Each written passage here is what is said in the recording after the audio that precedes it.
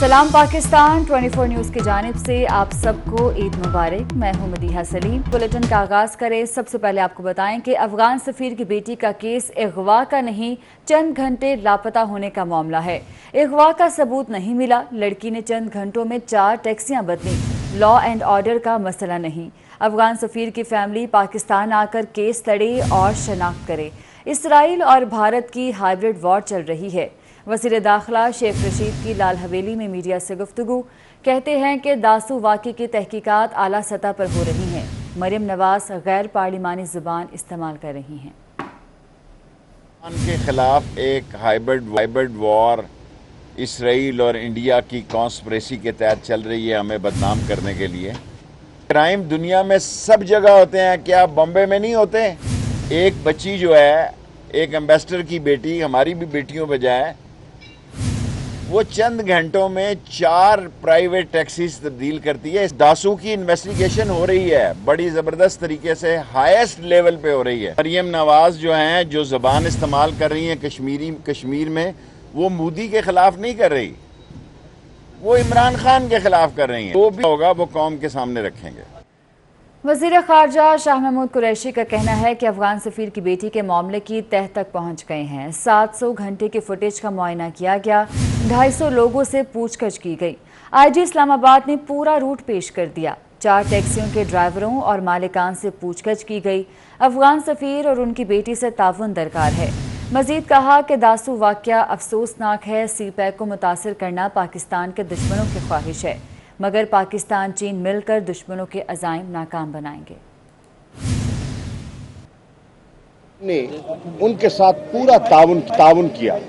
उनकी साहिबजादी के बयान के मुताबिक FIR दर्ज की गई और तफ्तीश की गई। IG इस्लामाबाद ने उसके चंद पहलू आपके सामने रख दिए कि उन्होंने पूरा रूट ट्रेस कर लिया।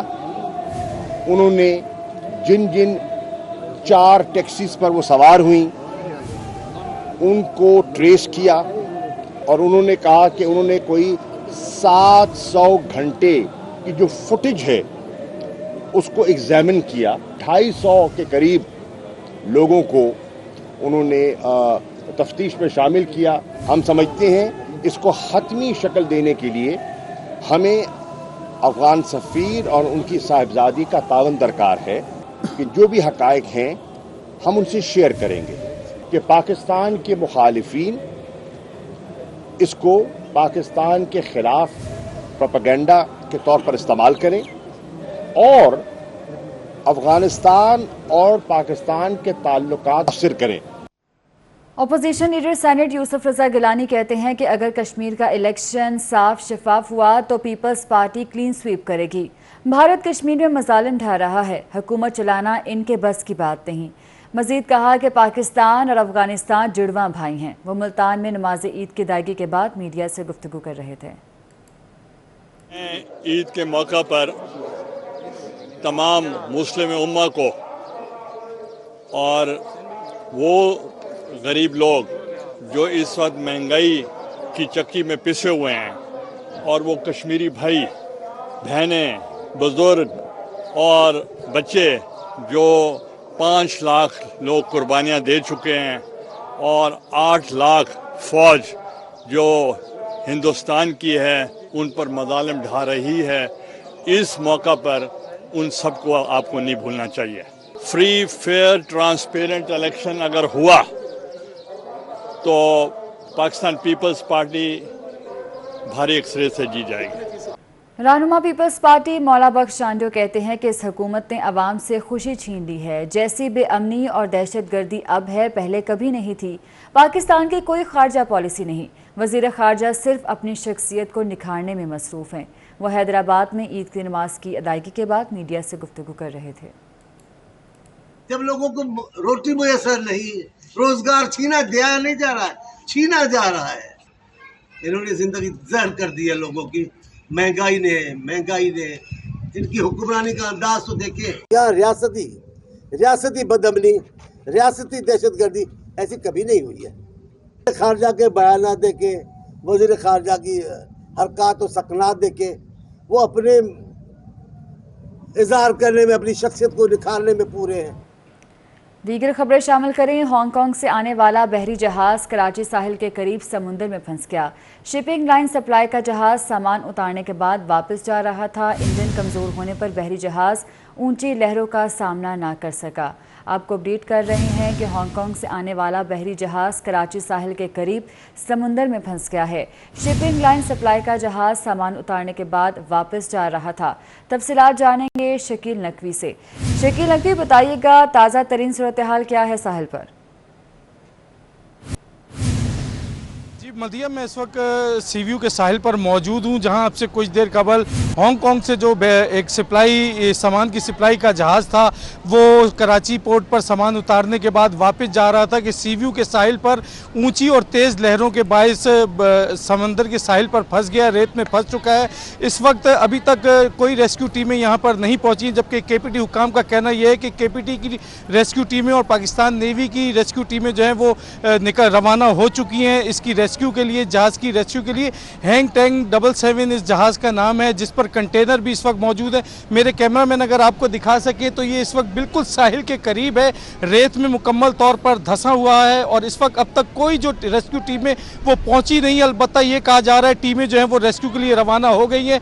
और ये हांगकांग का जहाज था, हांगकांग से कराची आया था सामान की तरसील करने के बाद ये वापस जा रहा था कि समंदर की तेज़ लहरें और ऊंची लहरों का बर्दाश्त नहीं कर सका। इसका इंजन भी कमज़ोर बताया जाता है।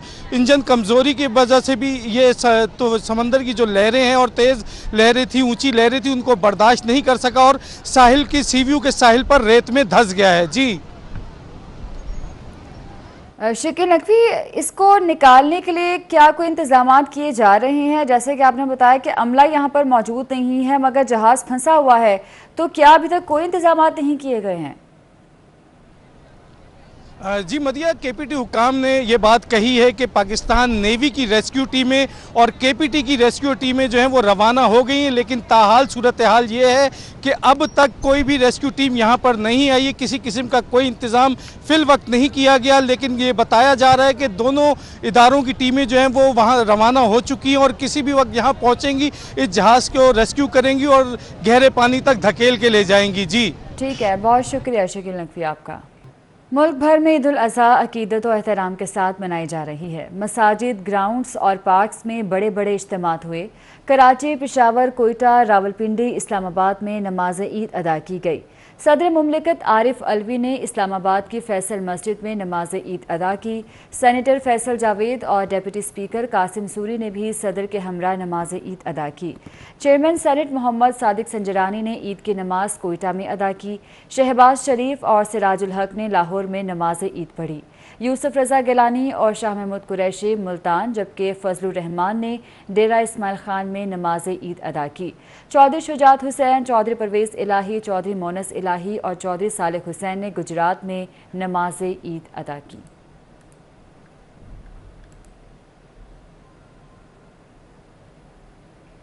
लाहौर में भी ईद उल अज़हा मजहबी जोशो जज्बे और अकीदत व एहतराम से मनाई जा रही है। शहर भर की मसाजिद और इमाम बारगाहों में नमाज ईद उल अज़हा के बड़े बड़े इज्तिमात हुए। नमाज ईद के इज्तिमात में मुल्क की तरक्की और खुशहाली के लिए दुआएं मांगी गईं।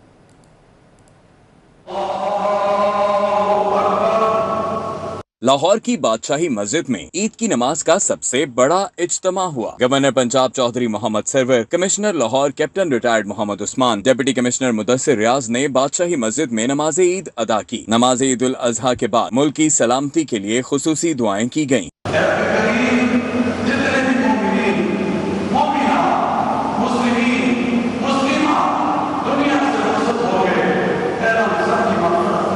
सदर मुस्लिम लीग नून शहबाज शरीफ ने मॉडल टाउन मस्जिद में chief justice high court justice Mohammad Amir Bhatti, supreme court, high court के जजेस, bureaucrats, chief secretary Jawad Rafiq Malik ने GOR की मस्जिद में नमाज ईद अदा की। मंसूरा मस्जिद में ईद की नमाज अमीर जमात इस्लामी सिराजुल हक की इमामत में अदा की गई। जामिया मस्जिद दाता दरबार में मुफ्ती मोहम्मद रमजान सियालवी की इमामत में नमाज ईद अदा की गई।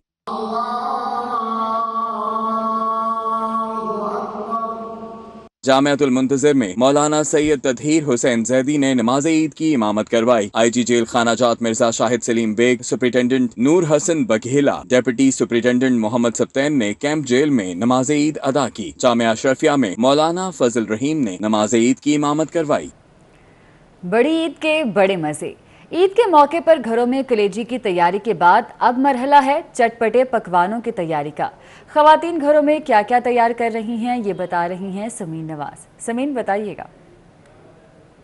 जी बिल्कुल, देखिए घरों में दोपहर के खाने की तैयारी का वक्त हो चुका है और गोश्त की तकसीम के बाद और पकवान तैयार करने का सिलसिला जो है उसका आगाज़ हुआ चाहता है। इससे पहले कलेजी का हमने बताया कि जी कलेजी घरों में तैयार की जा रही है और अमूमन घरों में बकरीद के रोज़ जो है वो कलेजी से ही नाश्ता किया जाता है, लेकिन अब चूँकि दोपहर का खाना है तो उसका अहतमाम भी थोड़ा ज़्यादा होगा और मेहमानों की आमद का सिलसिला भी शुरू हो जाता है, तो इस हिसाब से भी पकवान तैयार किए जाते हैं। एक फैमिली के साथ इस वक्त हम मौजूद हैं, उनसे बात करेंगे। मैं आज कीमा बना रही हूँ और कौरमा मैंने गाय का तैयार कर लिया है और ये कि कीमा ज़रा जल्दी बन जाता है इसलिए। गोश्त गलने में थोड़ा सा टाइम टाइम लेता है और अभी पूरा कंप्लीट हुआ भी नहीं था तो मैंने कहा पहले कीमा बना ले। खास चीज़ की फरमाइश की जाती है कि अब चूँकि बकरीद है तो ये बस चपली कबाब बन जाए, बिहारी बोटी बन जाए, इस टाइप के। बारबेक्यू तो आपको पता ही है क्यों का अमूमन भी हाँ हो जाएगा इंतज़ाम। दोपहर में बिरयानी और कीमा, ये कीमा है, कौरमा है और बिरयानी। कीमा जल्दी गल जाता है तो सबसे पहले वो तैयार किया जा रहा है ताकि जो लोग सुबह से कुर्बानी में मसरूफ़ थे और नाश्ता भी नहीं कर सके तो वो दोपहर के खाने के टाइम पे उनको अपने कुर्बानी के गोश्त का जो है पकवान जो लजीज तैयार किया गया है वो खाने का मौका। ठीक है समीन, बहुत शुक्रिया आपका। तो कराची के बाद लाहौर की खवातीन ने भी खूब बन सवर कर किचन संभाला हुआ है। क्या पकाया और क्या खाया जा रहा है, सादिया खान से जान लेते हैं। सादिया, बताइएगा। बिल्कुल, ईद का पहला दिन है और ईद के पहले दिन सभी की कोशिश होती है कि घर पे अच्छे अच्छे जो हैं वो पकवान बनाए जाएं ताकि मेहमान आए और उनकी तवाज़ा की जाए। अंजुम बट सबके घर पे मैं मौजूद हूँ, पूछ लेते हैं कि ईद कैसी गुजर रही है और क्या क्या आज एहतमाम खाने में किया गया। बता दें भाभी, आपने क्या बनाया आज? जी बस आपको पता है कि ईद का दिन है और कुर्बानी ज़्यादा अहमियत है कुर्बानी की इस दिन की, तो इसलिए बस हमने थोड़ी सी कुकिंग की है। गेस्ट का इंतज़ार है, डिनर पे मेरी बेटी आएगी, दामाद आएंगे और उसमें मैंने मटन कढ़ाई बनाई है, चॉप्स बनाए हैं, बिरयानी अभी बन रही है। अच्छा, आप बता दें कि आपका पसंदीदा खाना क्या है? अगर आप इससे से घर पे कुर्बानी करते हैं तो सबसे पसंदीदा बेगम क्या बनाती हैं? आज जनाब ईद का दिन है, सुन्नत इब्राहिमी है, तो मैंने अपनी बेगम साहबा का बड़ा हाथ बटाया है खाने बनाने में। ये बड़े शौक़ से मटन पुलाव बड़ा अच्छे तरीके से खाती हैं, बनाती भी हैं। मैं भी सारे खाने बना लेता हूँ। आज मैंने मटन चॉप्स बनाई हैं। ऐसे लोग जो ईद पर अपने प्यारों के साथ नहीं होते या जिनको ये चीज़ें नहीं मुयस्सर, उनके लिए कोई मैसेज देना चाहेंगे आप?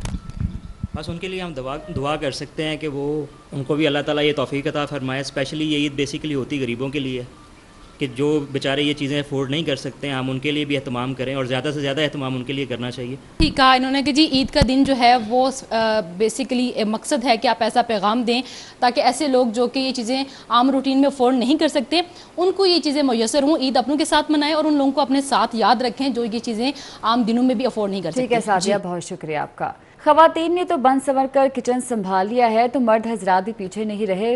मर्द हजरात ने भी हजाम की दुकानों का रुख कर लिया है। कोई खत बनवा रहा है तो कोई बाल कटवाने पहुंच गया है। हबीब खान से जान लेते हैं। हबीब, बताइएगा।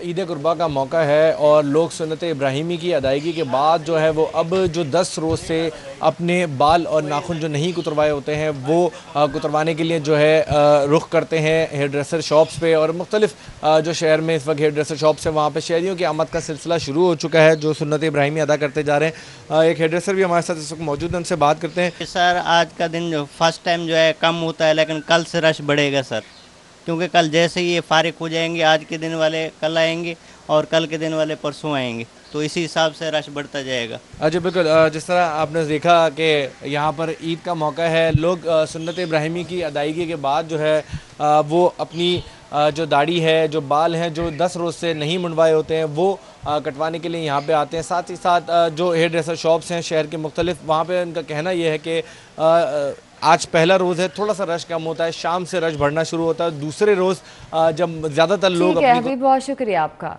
अपडेट करेंगे आपको। फाइजर की जानिब से कोरोना वैक्सीन की पहली खेप पाकिस्तान पहुंच गई। ज़राए के मुताबिक गैर मुल्की एयरलाइन 14,000 फाइजर वैक्सीन डोजेज लेकर इस्लामाबाद पहुंच गई। फाइजर वैक्सीन EPI के मरकजी वेयर हाउस मुंतकिल कर दी गई है। फाइजर की जानिब से कोरोना वैक्सीन की पहली खेप पाकिस्तान पहुँच गई। ज़राए के मुताबिक गैर मुल्की एयरलाइन 14,000 फाइजर वैक्सीन डोजेज लेकर इस्लामाबाद पहुँच गई है। फाइजर वैक्सीन EPI के मरकजी वेयर हाउस मुंतकिल कर दी गई है।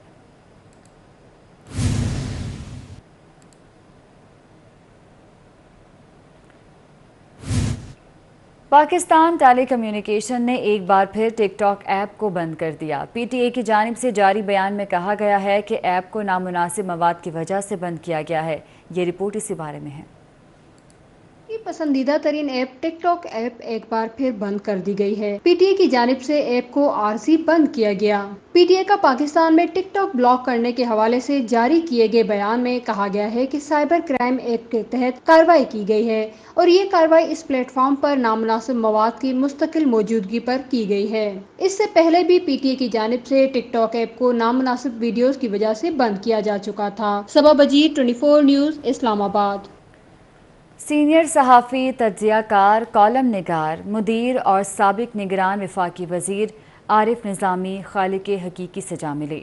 वो आर्ज़े क़ल्ब के बायस चंद रोज़ से हस्पताल में ज़ेर इलाज थे। आरिफ निज़ामी के रहलत पर वज़ीर आज़म इमरान खान और दीगर सियासी और समाजी शख्सियात और सहाफ़ियों ने इज़हार ताज़ियत किया। पाकिस्तानी सहाफ़त का एक और अजीम बाब तमाम हुआ। सीनियर सहाफ़ी, तज्ज़ियाकार, कॉलम निगार, मुदीर और साबिक निगरान वफाकी वज़ीर आरिफ निज़ामी दिल के दौरे के बायस लाहौर में इंतकाल कर गए। आरिफ निज़ामी चंद रोज़ से हस्पताल में ज़ेर इलाज थे। वो अंग्रेज़ी अखबार पाकिस्तान टुडे के बानी और बानी नवाए वक्त हमीद निज़ामी के बेटे थे। ना पहली शादी भी अपनी मर्जी से की, उससे पहले जो नहीं भी की वो अपनी मर्जी से नहीं की। आपको मालूम है ना? जी जी। उसको हमने यहाँ चैनल 24 पे इंटरव्यू भी कर चुके हुए हैं। वो क्रिश्चियन एक होती थी खातून। आरिफ निज़ामी के रहलत पर वज़ीर आज़म इमरान खान ने गहरे रंजो गम का इजहार किया। वफाकी वज़ीर बराए इत्तलात व नशरियात फवाद चौधरी और वफाकी वज़ीर दाखिला शेख रशीद समेत सियासी और समाजी शख्सियात और सहाफ़ियों ने भी आरिफ निज़ामी की वफ़ात पर दुख का इजहार किया। बड़े अजीम सहाफ़ी थे, प्रोफेशनल थे, बड़े टॉप प्रोफेशनल थे और बड़ी बड़ी खबरें ब्रेक की। उनके तजज़िये बड़े पॉपुलर थे, उनकी बड़ी बैलेंस अप्रोच थी और टाइम मंजे हुए सहाफ़ी थे जिनको सारी जो सहाफ़त की कार है उनका हमेशा पास रहता था। वो एक बहुत बड़े बाप के बेटे थे जिन्होंने नवाए वक्त जैसे बड़े अखबार के अदारे की बुनियाद रखी थी और इनका कमाल ये है कि इन्होंने अपने बाप की लेगेसी जो है उसको गुम नहीं होने दिया। उस लेगेसी का अलम जो है वो बुलंद रखा है। पाकिस्तान को एक आज़ाद सहाफ़ी मिस करेंगे हम उनको। उन्होंने हमेशा प्रेस फ्रीडम के लिए लड़ाई लड़ी थी। सीनियर सहाफ़ियों और आरिफ निज़ामी के साथ काम करने वालों ने 24 न्यूज़ से खुसूसी गुफ्तगू में आरिफ निज़ामी को सहाफ़त का सरखेल और इंतहाई मंझा हुआ सहाफ़ी करार दिया। एनालिसिस बहुत अच्छे थे। या उससे पहले जो इसाक खान ने जो असम्बली तोड़ी तो उनकी लीड थी अखबार के अंदर, फ्रंट पेज पर लीड थी कि आज असम्बली टूट जाएगी। तो ये बहुत बड़ी खबर थी, वो आज तक लोगों को याद है। नायाब किस्म के ये सहाफ़ी थे, ये बड़े प्रोफेशनल थे। ये वो सहाफ़ी थे कि जब ये जर्नलिज्म में भी आए तो इन्होंने अपनी जो ट्रेडिशन थी वो कायम रखी उस जर्नलिज्म की जिसमें कि खबरें बाउंस। आरिफ निज़ामी की वफात सिर्फ सहाफ़त ही नहीं बल्कि मुल्क के लिए भी इंतहाई बड़ा नुकसान है। और अब बात करेंगे मौसम की, तो महकमा मौसमियात ने कराची में मानसून के दूसरे स्पेल की पेशगोई कर दी है। 24 या 25 जुलाई से बारिशें भी मुतवक्की हैं। महकमा मौसमियात की जानिब से मानसून के दूसरे स्पेल की पेशगोई की गई है, पर 24 या 25 जुलाई से बारिशें मुतवक्की हैं। महकमा मौसमियात की जानिब से ये बताया जा रहा है। आपको अपडेट कर रहे हैं मौसम की सूरत हाल के हवाले से। तो कराची में मानसून के दूसरे स्पेल की पेशगोई कर दी गई है।